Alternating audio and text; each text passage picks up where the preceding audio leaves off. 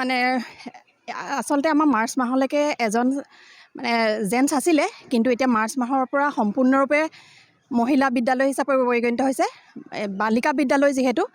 গতিকে ছাত্ৰীসকলৰ মানে ইমান হুলস্থুলীয়া পৰিৱেশ আমাৰ নাই বিদ্যালয়খনত, নিৰিবিলি এটা পৰিৱেশ ছাত্ৰী, গতিকে আমাৰ কথা বতৰাও সিহঁতি শুনে বাধ্য।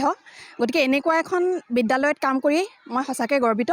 আৰু লগতে এতিয়া প্ৰথম যেতিয়া আমাৰ এজনকৈ যিসকল পুৰুষ শিক্ষক আছিলে মানে তেওঁলোক যেতিয়া ৰিটায়াৰ হ'ল, ৰিটায়াৰ হোৱাৰ সময়ত আমি এনেকুৱা অনুভৱ কৰিছিলোঁ যেন এওঁলোক নহ'লে আমি একেবাৰে নোৱাৰিমেই নেকি কৰিব।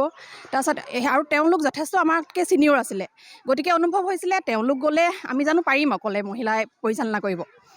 কিন্তু লাহে লাহে যেতিয়া আমি আৰু আগতে বিশেষকৈ মানে তেওঁলোকে যিকোনো কাম কৰোঁতে তেওঁলোকে যেতিয়া আমাক কামবোৰ কৰিবলৈ দিয়ে, তেতিয়া আমি তেওঁলোকৰ সকলো দিহা পৰামৰ্শ তেওঁলোকৰ পৰা লৈছিলোঁ। কিবা কাম এটা জানিলেও আমি তেওঁলোকৰ পৰামৰ্শ লৈছিলোঁ।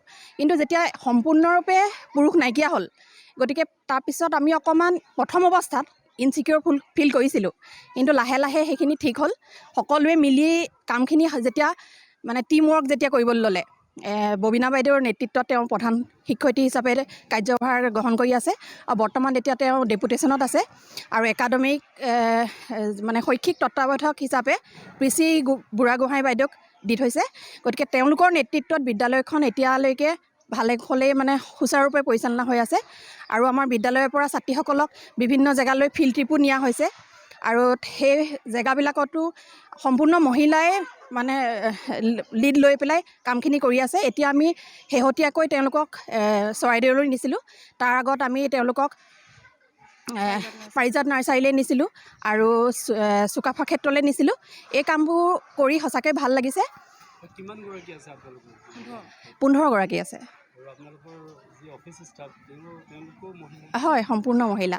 আৰু শেহতীয়াকৈ দেখা গৈছে আপোনালোক শ্ৰী PM যিটো হয় হয় PMC, হয় PMC প্ৰধানমন্ত্ৰী স্কুলছ ফৰ ৰাইজিং ইণ্ডিয়া। হয় হয়, এই PMCৰ অধীনত এতিয়ালৈকে 14,500 বিদ্যালয় অন্তৰ্ভুক্ত হৈছে। তাৰে ভিতৰত আমাৰ অসমৰ 264খন বিদ্যালয় আৰু ইয়াত 20 লাখ ছাত্ৰ ছাত্ৰীক সামৰি পেলাই এই স্কীমটো লোৱা হৈছে। আৰু মৰিনীৰ ভিতৰত আমাৰ বিদ্যালয়খনে PMCৰ অধীনলৈ আহিবলৈ সক্ষম হৈছে।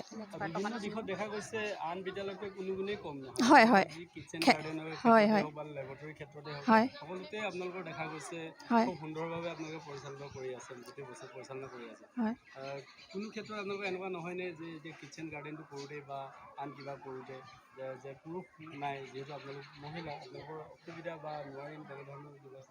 নাই, সাধাৰণতে কিটচেন গাৰ্ডেনৰ যিখিনি কাম সেইখিনি আমাৰ মহিলাই ঘৰতো কৰি থাকে। মানে ফুলটো কৰে। গতিকে ইমান আমি একদম বহল ভিত্তিত নহয়, আমাৰ বিদ্যালয়ৰ ছাত্ৰীসকলে মধ্যাহ্ন ভোজনত খাব পৰাকৈ কৰোঁ। গতিকে সেইখিনি কামটো আমাৰ ঘৰত মহিলায়ো কৰে, বিশেষকৈ ফুল কৰে।